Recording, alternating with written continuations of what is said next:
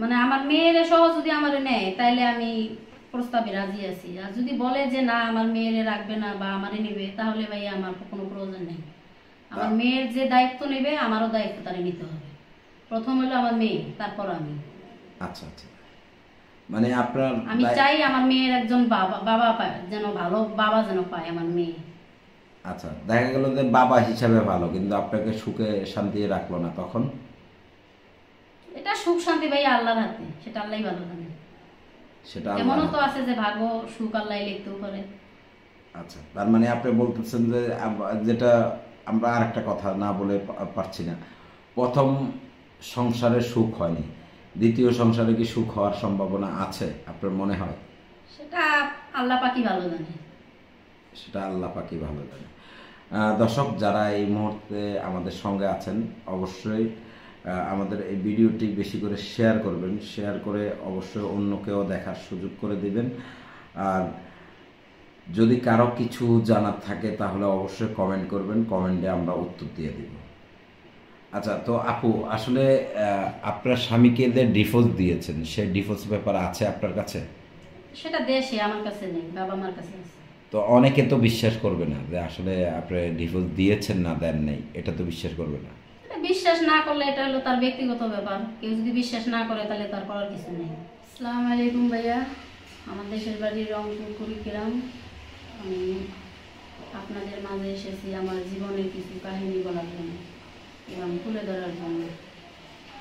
আমি এক অনেক অসহায়, আমার দেখার মতো কেউ নাই। আমি চাই আমার জীবনে কোনো একজন ভালো মানুষ যেন আমার পাশে দাঁড়ায়। আমি ঢাকা শহর কাজ করি ভাই, আমি চলতে পারি না, আমার চলতে গেলে অনেক কষ্ট হয়ে যায়। মেয়ে নিয়ে বাসা বাড়িতে কাজ করে জীবন কাটাই, কিন্তু কথা বলার মতো কোনো লোক পাই না পাশে। আমি চাই যে আমারে কোনো ভালো মানুষ, তার যদি ভালো একজন বন্ধু মনে করে আমার এই সহধর্মিণী যদি বানায়, তাহলে আমি তারে বিয়ে করতে চাই।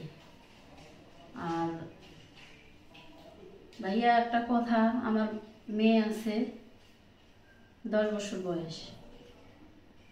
আমি চাই যে আমার মেয়ের বাবা নেই, যে কোনো একজন আমার মেয়ের বাবা যদি হতে চায় তাহলে আমি তাকে বাবা হিসেবে মেয়ের আনতে পারি। আচ্ছা, যে আপনার মানে দেশের বাড়ি কোথায়, একটু মানে ক্লিয়ারলি ঠিকানাটা একটু বলেন আবার। দেশের বাড়ি আমার রংপুর কুড়িগ্রাম ভুরুঙ্গামারি। হুম। আচ্ছা, তো এই যে আপনি যে বললেন যে আপনার মেয়ের বাবা নেই, বাবা একজন বানাতে চান, তো আসলে এই যে মেয়ের বাবা নেই, মেয়ের বাবা বানাইতে চান, কিন্তু আসলে অনেক মেয়েরা তো আসে ক্যামেরার সামনে, তারা এসে মানুষের সাথে প্রতারণা করে, তো আপনি কি প্রতারণা করতে আসছেন না আসলে না মেয়ের? না ভাইয়া, আমি চাই আমার মেয়ে কোনো বাবার আদর পায়নি। আমি চাই যে আমার মেয়ে একজন বাবা পাক এবং সে তার আদর ভালোবাসা যেন সব যেন পায়। আচ্ছা, সেই আদর ভালোবাসা যে পাবে, আপনার আসলে জীবনে ঘটেছিল কি সেই কথাটা যদি একটু বলতেন। আমার জীবনে ঘটেছে ভাইয়া, আমি বিয়ে হয়েছে অনেক কম বয়সে, বাবা মা টাকা দিতে পারে নাই। মেয়ে হওয়ার পরে মায়ের ডাং, অনেক কথা, গালিগালাজ, মানে বিভিন্ন প্রকারের আর কি একটু অত্যাচার ডিটেলস করতো। আকারে বলেন কথাগুলো। মানে বিভিন্ন ধরনের আর কি অত্যাচার করতো, মানে গালিগালাজ, মায়ের ডাং, ডিমান্ডের টাকা দিতে পারি নাই ওই জন্য। ডিমান্ডের টাকা বলতে? মানে দিতে চাইছিল আমার বাবা মা আর কি, তারে কিছু দিতে চাইছিল করে খাওয়ার মতো। তো আমার বাবা মা তো নিজেই চলতে পারে না, তাহলে তারে কি দিব। আচ্ছা, তো কতদিন সংসার করেছেন সেটা বলেন, থামেন কেন কথা? সংসার করছি ভাইয়া প্রায় 7-8 বছর হবে, 8 বছরই হবে। আমাদের ডিভোর্স আর কি 6 বছর ছাড়াছাড়ি। হ্যাঁ, 6 বছর হয়েছে ছাড়াছাড়ি হয়েছে। জি আর 8 বছর তার সাথে সংসার করেছেন। জি। তা 8 বছর সংসারের জীবনের গল্পগুলো একটু বলেন, আসলে কিভাবে সংসার হলো, কিভাবে কি হলো, সেই কথাগুলো একটু বলেন। সংসার ভাইয়া অনেক কষ্টে জীবন কাটছে, হয়তো সেও কাজ করছে আমিও করছি, বা হয়তো ঝগড়াঝাটি মারামারি এইগুলাই নিত্য প্রতিদিন এসব হইতো। প্রতিদিন? মানুষ তো চায় একটু সুখের আশা, এখন আমি চাই যে আমারে কেউ সুখ শান্তি যে ভালোবাসা দিবে আমি তার কাছেই যাব। আচ্ছা, সুখ শান্তি ভালোবাসা তার সাথে 7 বছর সংসার করেছেন, জি। তো 7 বছরে তার কাছে কি সুখ শান্তি ভালোবাসা কোনো কিছুই পান নেই? না ভাইয়া, কি কারণে পান নেই? পাইনি, হয়তো আমি তার কাছে ওই টাকা পয়সার অভাবে হয়তো তার কাছে কোনো আমি তার দামই ছিল না, আমার তার কাছে কোনো দামই ছিল না। মানে টাকা পয়সাটাই মূলত ছিল। জি। তা আচ্ছা, এই যে 7 বছর সংসার করেছেন, তখন কি আপনি কিছু করতেন? জি, আমি কাজ করতাম। আমি আগে থেকেই বাসায় কাজ করতাম, আগের থেকে বাসায় কাজ করতেন, জি। তো সেই কথাগুলো একটু বলেন ডিটেলস। বাসায় কাম করতাম ভাইয়া। আমার মেয়ের যখন 4 বছর বয়স আমি তখন থেকে বাসায় কাজ করছি, মানুষের বাসায়। আমি অনেক কষ্ট করছি মেয়ে নিয়ে। মেয়েরে চাইছিল, আমি মেয়েরে দেইনি, যে আমি যেখানে যাব আমার মেয়েরও আমি সঙ্গে নিয়ে যাব। আমি মেয়েরে চাইছিল, আমি দেইনি। যে মেয়েরা বাবারা মেয়েদেরকে বাচ্চাদেরকে ছাড়া থাকতে পারে, কিন্তু মা পারে না। একজন মা ফালাই যাইতে পারে না কোনো জায়গায় বাচ্চাদেরকে।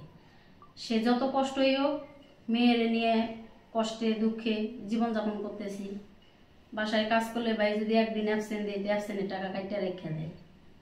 আমিও মাঝখানে অনেক অসুস্থ ছিলাম, এই আর কি কথা ভাইয়া। আচ্ছা, আপনি কি আসলে বিয়ে বসতে চান? জি, আমি চাই একজন ভালো আমার মেয়ের বাবা হিসেবে আমার মেয়ের দায়িত্ব বা আমার দায়িত্ব যে নিবে, আমি একজন ভালো মানুষ চাইতেছি। আচ্ছা, মেয়ের দায়িত্ব আপনার দায়িত্ব কিভাবে নেবে? নেবে ভাইয়া, আমি তো তেমন তার কাছে কোনো বেশি সুখের আশা করি না। সে যেন আমার মেয়েটাকে ভালো রাখে, আমাকে ভালো রাখে, 3 বেলা 3 মুঠো খাওয়াইতে পারে, সুখ শান্তিতে যেন একটু মোটামুটি রাখতে পারে, এতটুকুই। তো আসলে আপনার মানে এই 7 বছরের যেই গল্পটা, সেটা কি এত সহজে শেষ, না আরো কিছু আছে? না ভাইয়া, আর কি বলবো, বলার মতো আর কিছু নেই। যে এটা অতীতে গেছে ওইটা তো বইলে আর কোনো লাভ নেই। তো মানুষ তো শুনতে চায়, আসলে অনেকে তো বলে মেয়েরা ছলনাময়ী। এই হয়তো অনেকে হইতে পারে, হ্যাঁ অনেকে হইতে পারে, কিন্তু মানুষ তো আর দুনিয়ায় সবাই সমান না।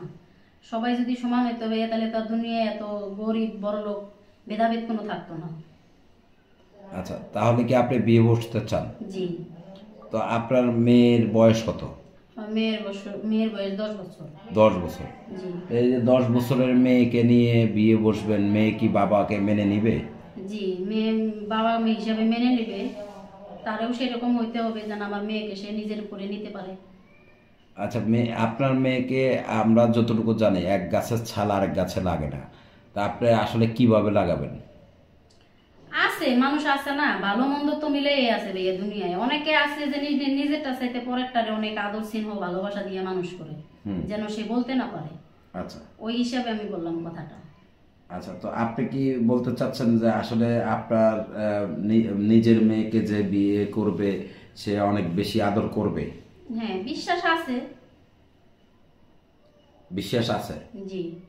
আচ্ছা আপু, আসলে মানে আপনি কি আপনার স্বামীকে ডিভোর্স দিয়েছেন, না আপনার স্বামী আপনাকে ডিভোর্স দিয়েছে? না, আমি ডিভোর্স দিয়েছি।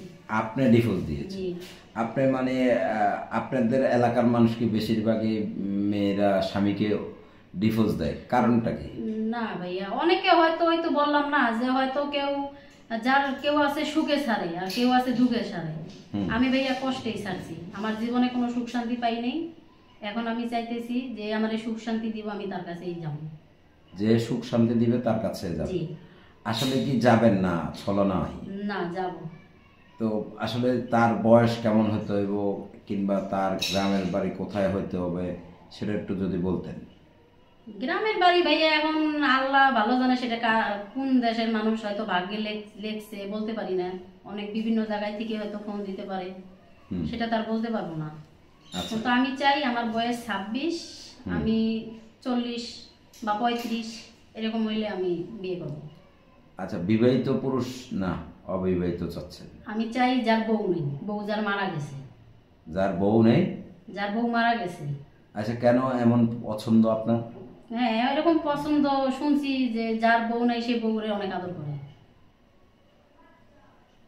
আর যারা মনে করেন যে বউ ছাইরা দেয়, বউ অত্যাচার করে, যে মানুষ বউরে ছাড়ে সে বউরে বেশি একটা আদর ভালোবাসা এইটা সে দেয় না।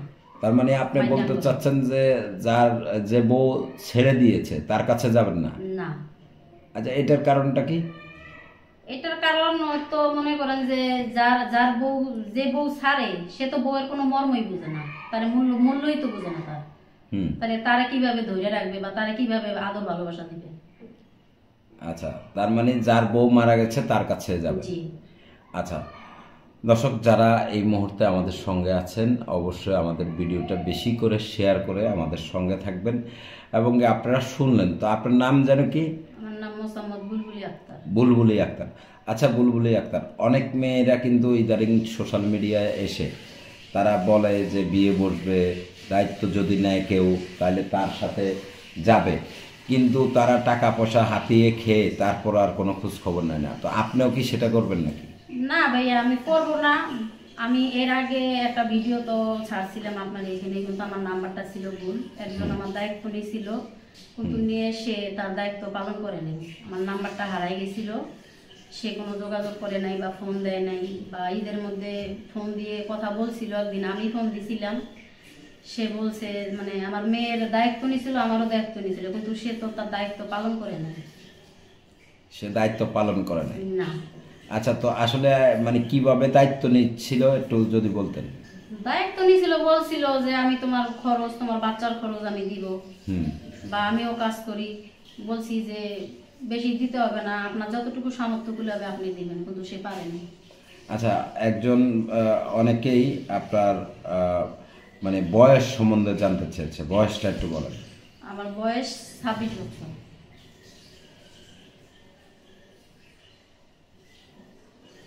26 বছর। জি। আচ্ছা, তাহলে আপনি কেমন বয়সের হলে বিয়ে বসবেন?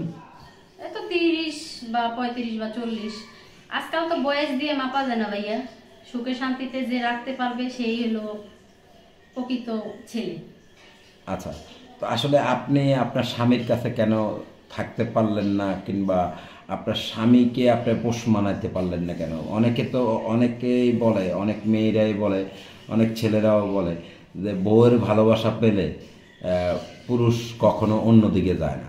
তো আপনি আপনার স্বামীকে সেইভাবে ভালোবাসা দিলেন না কেন? আই নেই ভাইয়া, হয়তো এটা আমার ব্যর্থতা, হয়তো সে তার মন মতো আমারে পায় নাই, এটার কারণে। আচ্ছা, মন মতো পায়নি নাকি আপনি তাকে অবহেলা করেছেন? না, আমি অবহেলা করিনি। আমি অবহেলা করলে তো আর বাচ্চার মা হইতাম না। না, অবহেলা তো অনেক প্রকার আছে। বাচ্চার মা হওয়া, অবহেলা আছে। বাচ্চার মা হওয়া আর অবহেলা দুইটা এক বিষয় না। অবহেলা হলো পুরুষের সাথে ছলনাময়ী করা, পুরুষকে মূল্যায়ন না করা, পুরুষকে মনে করেন বিভিন্ন ধরনের বাজে কথাবার্তা বলা। ঘরের ওয়াইফ তো সুখ শান্তি দেয় না পুরুষকে। এখন সুখ শান্তি তো নিজেই পাইনি। নিজে সুখ শান্তি যদি হাজবেন্ডের কাছে না পাই, তাহলে আর তারে কি সুখ শান্তি দিব? তার মানে আপনি সুখ শান্তি পান নাই? না। আচ্ছা, ঠিক আপনি মতো খাওয়াইতে পারেন না, ঠিক মতো কাপড় চোপড় দিতে পারেন না, ঠিক মতো বাচ্চা মানে একটা যে বাচ্চার আদর ভালোবাসা এটাই তো দিতে পারে না। সে তো বুঝেই না সংসার কারে বলে। আচ্ছা, আপনার ছেলে মেয়ে কয়জন বললেন? আমার এক মেয়ে। এক মেয়ে। জি। আচ্ছা, তো আসলে এই যে একটা মেয়ে নিয়ে মানে এত বছর সংসার করেছেন, একটা মেয়ে কেন? আপনি কি মানে শুরুতে কি বাচ্চা টাচ্চা নেন নাই নাকি? না, আমার বিয়ের 3 বছর পর আমি মেয়ে হয়েছে। বিয়ের 3 বছর পর? জি। আচ্ছা, বিয়ের 3 বছর পর হওয়ার কারণটা কি একটু যদি বলতেন। 3 বছর পর কারণ আল্লাহ দিছে। মানে প্রথমে চেষ্টা করেছিলেন না? হ্যাঁ, না আমি প্রথম থেকেই চেষ্টা করছিলাম, কিন্তু হয়েছে 3 বছর পর আর কি। 3 বছর পরে হয়েছে। জি। মানে প্রথমে আল্লাহ তাআলা কবুল করেনি, এটাই বলতে চাচ্ছেন? হয়তো এটা আল্লাহর ইচ্ছা। প্রবলেমটা কি আপনার ছিল না আপনার স্বামীর ছিল? না, কারোই ছিল না। কারোই ছিল না? না। আচ্ছা, তো আসলে যদি আপনাকে কেউ বিয়ে করতে চায়, কিংবা কেউ আপনার দায়িত্ব নিতে চায়, আপনার মেয়েকে যদি না নিতে চায়, সেই ক্ষেত্রে? তাহলে আমার কোনো প্রয়োজন নেই। একটু স্পষ্ট বলুন।